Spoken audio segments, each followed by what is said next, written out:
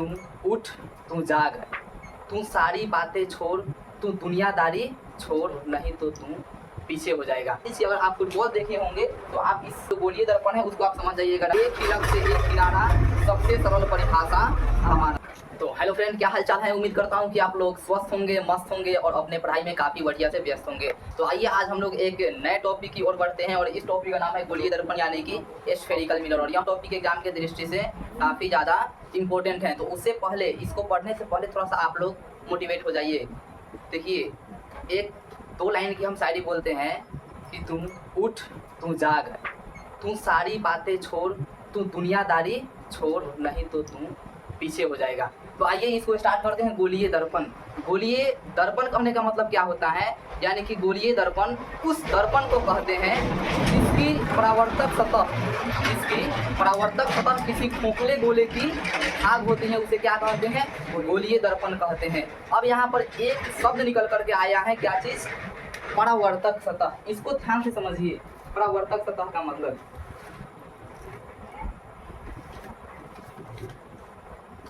परावर्तक सतह कहने का मतलब ये होता है कि जब इस सतह पर जब प्रकाश पड़ेगी तो वो रिफ्रैक्शन होगी, यानी कि अपवर्तन होगी, उसी सतह को परावर्तक सतह कहते हैं। तो आप लोग सबसे पहले इसका डिफिनेशन लिख लीजिए।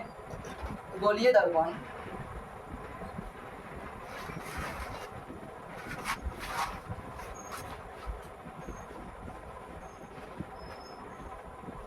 उस दर्पण को कहते हैं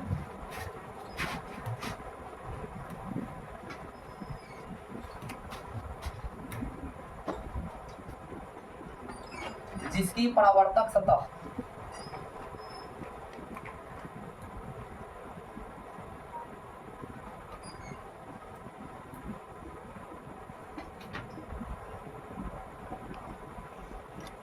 किसी खोखले गोले की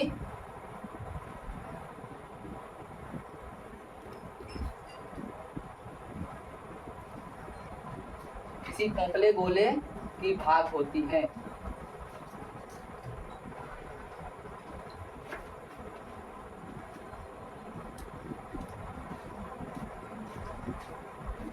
गोलीय दर्पण किसे कहते हैं? गोलीय दर्पण उस दर्पण को कहते हैं जिसकी परावर्तक सतह किसी खोखले गोले की भाग होती है, उसे क्या कहेंगे, तो गोलीय दर्पण। परावर्तक सतह कहने का मतलब क्या हुआ कि जब इस सतह पर प्रकाश की किरणें पड़ेगी तो रिफ्रैक्शन होगी, यानी कि अपवर्तन होगी। और अपवर्तन हम लोगों को चैप्टर 2 में पढ़ना है उसके। तो लेकिन एग्जाम में क्वेश्चन पूछता कहाँ से है, केवल इतना लिख देने से नहीं काम चलता है। एग्जाम में पूरा गोलीय दर्पण सहित उसका डायग्राम, फिर उसका वर्णन करनी पड़ती है। तो आइए उसको हम लोग करते हैं। सबसे पहले आप बताइए, फुटबॉल देखे हैं कि नहीं? आप फुटबॉल देखे होंगे। फुटबॉल का साइज इस टाइप से होता है फुटबॉल। उसी प्रकार से क्या है ना, देखिए फुटबॉल इसका वास्तव में कोई उदाहरण नहीं है, क्योंकि ये वो वैसी सतह नहीं है जिससे प्रकाश रिफ्लेक्शन होगी। ये मान के चलिए क्या है आपका, ये है परावर्तक दर्पण है, गोलीय दर्पण, जिसकी परावर्तक सतह क्या है, किसी खोखले गोले की भाग है। ये कैसी सतह है, परावर्तक सतह।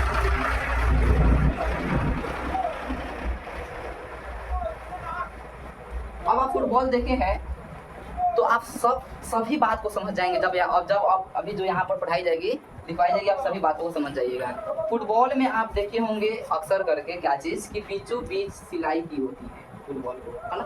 गौर से देखिएगा तो बीचों बीच सिलाई की होती है। और इस सिलाई जो है, क्या आप बताइए, अगर ये सिलाई नहीं रहेगा तो ये क्या फुटबॉल रहेगी? ये फुटबॉल नहीं रहेगी। तो ये इसका सबसे मुख्य काम है। तो इसीलिए जो है ना, यहाँ से क्या करते हैं, यहाँ से एक ये हो गया आपका रेखा, और इसी रेखा को क्या बोली जाती है, इसका मुख्य काम है फुटबॉल का। तो इसको बोल दिया जाएगा मुख्य अक्ष या फिर प्रधान अक्ष। इसको प्रधान अक्ष। उसके बाद में आप ध्यान से देखे होंगे तो इसी फुटबॉल के केंद्र में, मेरे कहने का मतलब ये हुआ कि बीचों बीच में जब आप देखेंगे तो एक यहाँ पर वाल्व लगी होती है, और इस वाल्व को क्या बोलते हैं, तो इस वाल्व को इस दर्पण में देखें तो इस वाल्व को जो बीचों बीच केंद्र में होती है, इसको हम लोग वक्रता केंद्र बोलते हैं।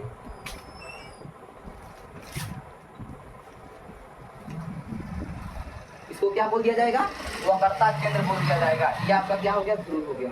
इसको पी से डिनोट करते हैं, ये आपका ध्रुव हो गया। ये मतलब पोल होता है, ध्रुव टू का मतलब 4 होता है, इसको पी से डिनोट करते हैं। ये आपका सतह कैसी हो गई, परावर्तक। तो आप मैथ पढ़े होंगे तो जाने होंगे क्या चीज़ को, कि वक्रता केंद्र से हम जहाँ पर भी घुमाएंगे, जिस तरफ से भी नापेंगे, तो उसका वो त्रिज्या निकलती है। त्रिज्या का मतलब जो उसका हाफ है। आप जहाँ से भी देखिए, जैसे मान के चलिए हम यहाँ से इधर देख रहे हैं, तो ये क्या हो गया हमारा, यह वक्रता त्रिज्या हो गई, वक्रता त्रिज्या हो गई। उसके बाद में क्या होती है ना कि जब इस जो ये भीतरी भाग है, ये कैसी भाग है, भीतरी भाग, जब इस भीतरी भाग को हम रचित करते हैं, रंगते हैं, यानी कि इस पर लेप लगाते हैं, तो उत्तल दर्पण का निर्माण होता है। उत्तल दर्पण का निर्माण होता है इसमें। उत्तल दर्पण यानी कि इसका इंग्लिश में इसको क्या बोलते हैं, कॉन्वेक्स। और इस तो आपको बस इंग्लिश अगर आप समझ रहे हैं, कॉन्वेक्स यानी कि भीतरी, तो ये कहाँ प्रस्तुत किया जा रहा है, तो भीतरी, तो यहाँ पर गड़बड़ नहीं करना है। उसके बाद ये हो जाएगा जो बाहरी भाग है, उठा हुआ है कि नहीं है, ऊपरा हुआ, तो इसको बोल दिया जाएगा अवतल। क्या बोला जाएगा, अवतल दर्पण। और इसको इंग्लिश में बोला जाता है कॉनकेव, यानी कि उभरा हुआ, केव है, उभरा हुआ है। तो यहाँ तक आप उम्मीद करते हैं हम यहाँ तक की सारी बातों को आप समझ गए हैं। तो चलिए इसी बातों को बस केवल लिख देना है, ज़्यादा कुछ नहीं करनी है, बस इसी बातों को आप लिख देना है। आपको एग्जामिनर जो है ना फूल में फूल 5 में 5 देगा तो देगा, अगर नहीं देगा तो जो कहिए। यहाँ पर आप देखिए सबसे पहला चीज़ क्या, जैसे ध्रुव की बात करें हम, मान के ध्रुव, ध्रुव हो गया। ध्रुव कहने का मतलब क्या हुआ, आपको अपने आप से देखना है कि ध्रुव कहाँ है। तो आप देखिए कि जो गोलीय दर्पण है, इस गोलीय दर्पण के मध्य बिंदु को क्या कहते हैं, ध्रुव। तो लिख लीजिए गोलीय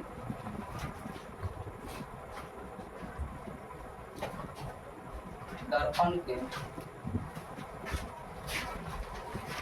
मध्य बिंदु को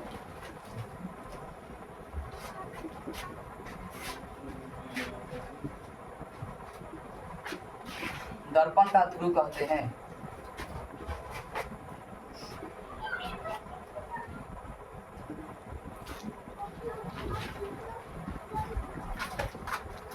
उसके बाद में जो है दूसरी चीज क्या हो जाएगी, ये ध्रुव के बाद में जो दूसरा चीज हम लिख सकते हैं यहाँ पर, वक्रता केंद्र, जिसको हम लोग सी से डिनोट करते हैं।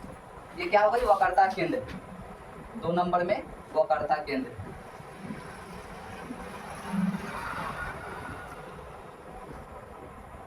वक्रता केंद्र, इसको भी आप देखिए ध्यान से। तो आप देखिए कि गोलीय दर्पण जिस गोले की भाग होती है, उस गोले के केंद्र में, बातों को बस ध्यान से समझना है। गोलीय दर्पण जिस गोले की भाग है ना, उस गोले के केंद्र में क्या होती है, उस गोले के जो केंद्र में एक जो बिंदु यहाँ पर है, इसी को क्या बोलते हैं, वक्रता केंद्र बोलते हैं। तो लिख लिया जाए,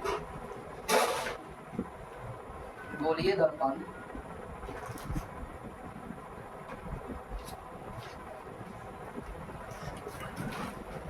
जिस गोले का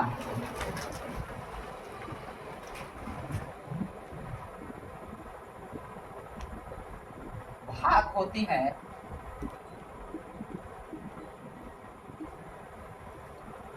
उस गोले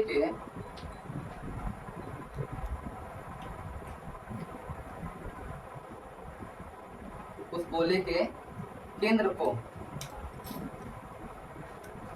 उस गोले के केंद्र को क्या कहते हैं, दर्पण का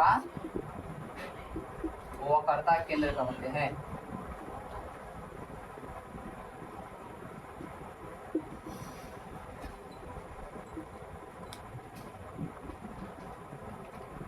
उसके बाद में तीसरा क्या हो जाएगा, तो वक्रता त्रिज्या, यहाँ पर लिख लीजिए तीसरा, वक्रता त्रिज्या।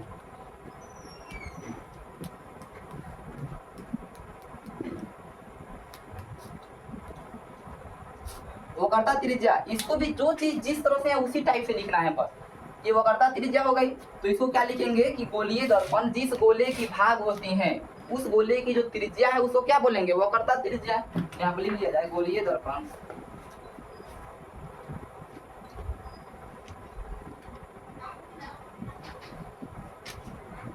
जिस गोले की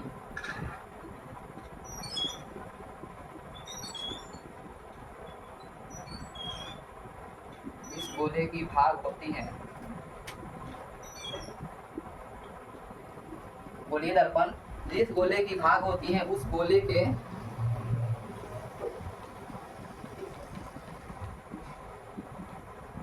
त्रिज्या को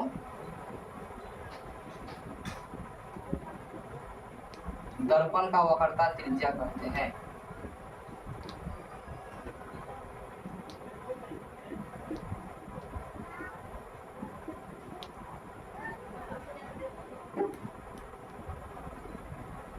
उसके बाद में क्या है, प्रधान अक्ष, यानी कि इसको हम लोग मुख्य अक्ष भी कहते हैं। तो 4 नंबर पॉइंट बना करके क्या लिखना है, प्रधान या मुख्य अक्ष, प्रधान या मुख्य अक्ष। इसको भी बस देखिए, तो इसको आप देखिएगा तो प्रधान अक्ष या प्रधान अक्ष में क्या क्या लिखेंगे कि ध्रुव P, ये क्या हो जाएगा, P जो है ध्रुव, यानी कि ध्रुव P और वक्रता केंद्र C, ध्रुव P और वक्रता केंद्र C को मिलाने वाली सरल रेखा को दर्पण का प्रधान अक्ष या फिर मुख्य अक्ष कहते हैं। तो इसको लिख दिया जाए, ध्रुव P एवं ध्रुव P और उसके बाद में वक्रता केंद्र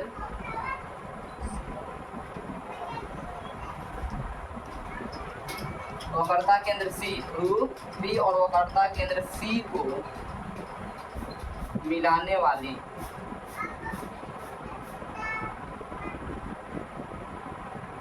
सरल रेखा को, सरल यानी कि जो आसान रेखा है, सरल मतलब क्या, अब इस तरह से जिग-जैग थोड़ी ना है, आसान रास्ता है। तो इसको सरल रेखा को क्या बोलेंगे, सरल रेखा को दर्पण का प्रधान या मुख्य अक्ष कहते हैं।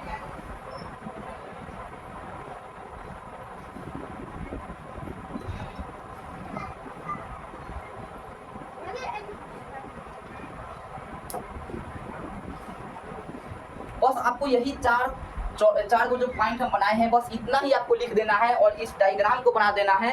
आपको एग्जामिनर 5 में 5 यानी कि फुल मार्क्स आपको यहाँ पर मिल जाएगा। तो उम्मीद करता हूँ कि आपको ये सारी जो इस टॉपिक में बातें हैं, सारी बातें आपको समझ में आई होगी। हमने सबसे पहले बात किया कि गोलीय दर्पण उस दर्पण को कहते हैं जिसकी परावर्तक सतह किसी खोखले गोले की भाग होती है। परावर्तक सतह कहने का मतलब ये हुआ कि उस सतह को बोलेंगे जब उस सतह पर प्रकाश पड़ेगी तो वो रिफ्लेक्शन की प्रक्रिया होगी। प्रोसेस कौन सी होगी, रिफ्लेक्शन, यानी कि अपवर्तन की प्रक्रिया होगी। तो उसको हमने समझ लिया। उसके बाद में हमने बोला क्या चीज़, अगर आप फुटबॉल देखे होंगे तो आप इस गोलीय दर्पण है उसको आप समझ जाइएगा। 5 में 5 नंबर आपको फुल मार्क्स मिलेगा। तो अगले वीडियो के लिए आप लोग ज़्यादा से ज़्यादा कमेंट कीजिए, क्योंकि मेरा एक ही लक्ष्य, एक किनारा, सबसे सरल परिभाषा हमारा।